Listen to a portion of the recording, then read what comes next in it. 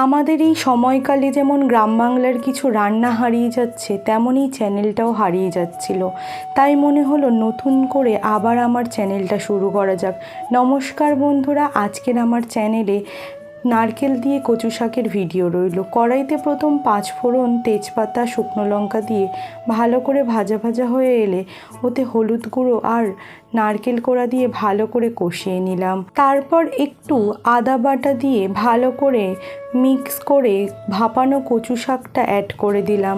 কচু শাকটা আগে থেকেই নুন দিয়ে ভাপিয়ে রেখেছিলাম। ভালো করে মিক্স হয়ে গেলে লবণ, হলুদ গুঁড়ো, লঙ্কার গুঁড়ো, জিরের গুঁড়ো দিয়ে ভালো করে কষিয়ে নেব। এটাতে বেশি একটু জল ওঠে, যতক্ষণ না জল মরে শুকনো হয়ে যাচ্ছে ততক্ষণ নাড়াতে হবে। তারপরে চিনি আর ঘি ছড়িয়ে নামিয়ে নিতে হবে। রেডি আমাদের কচু শাক। কেমন লাগলো রেসিপিটা কমেন্টে জানাবেন আর আমার চ্যানেলের সাথে থাকবেন।